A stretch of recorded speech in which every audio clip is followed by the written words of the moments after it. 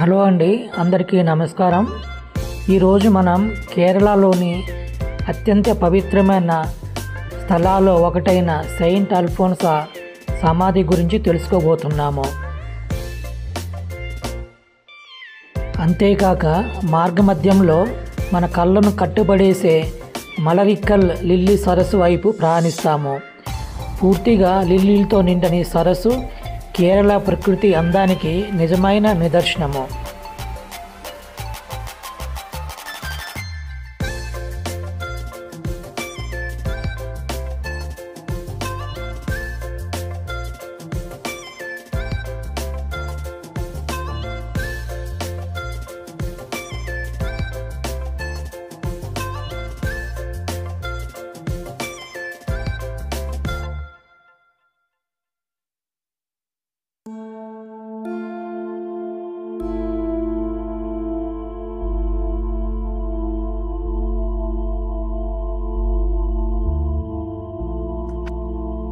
Saint Alphonsa 1910 August 19న కేరళలోని చిన్న గ్రామంలో జన్మించారు. చిన్న వయసులోని తల్లి మరణించడంతో అమ్మమ్మ సంరక్షణలో పెరిగారు. చిన్నప్పుడే దేవునికి పూర్తిగా అంకితం కావాలని, కుటుంబం వివాహం చేయాలన్నా దేవుని సేవ కోసం తన జీవితాన్ని సమర్పించాలని ఆమె దృఢంగా నిర్ణయించుకుంది.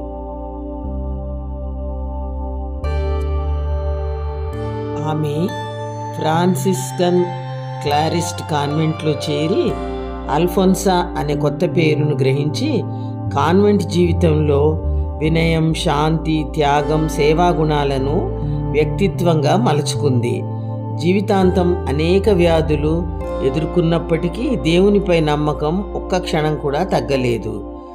ఆమె ప్రార్థనల ద్వారా అనేక మంది ఆధ్యాత్మిక శాంతిని పొందారని భక్తులు చెబుతారు.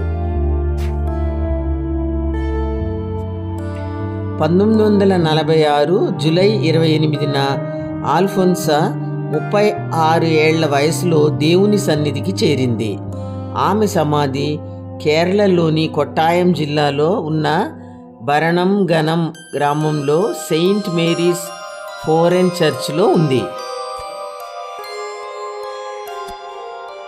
ఈ సమాధి అత్యంత పవిత్రమైన తీర్థయాత్ర స్థలంగా ప్రతి ఏడాది లక్షలాది మంది భక్తులు ఆకర్షిస్తుంది.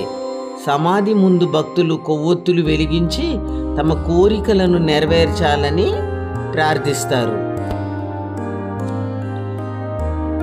ప్రక్కనే ఉన్న చర్చిలోని స్టెయిన్డ్ గ్లాస్ కిటికీలు సెయింట్ అల్ఫోన్సా జీవితాన్ని, ముఖ్య ఘట్టాలను అందంగా చూపిస్తాయి. సెయింట్ అల్ఫోన్సా ఉపయోగించిన వస్తువులు, ఆమె జీవితం గురించి వివరాలు ప్రత్యేక గ్యాలరీలో ప్రదర్శించబడ్డాయి. ప్రతి ఏడాది జూలై 28న జరుపుకునే సెయింట్ అల్ఫోన్సా పండుగ రోజున సమాధి పరిసరాలు దీపాలతో, పుష్పాలతో అందంగా మారతాయి. 2008లో పోప్ బెనెడిక్ట్ 16 ఆమెను అధికారికంగా సెయింట్ అల్ఫోన్సాగా ప్రకటించి భారతదేశపు తొలి మహిళా సంతగా గౌరవించారు.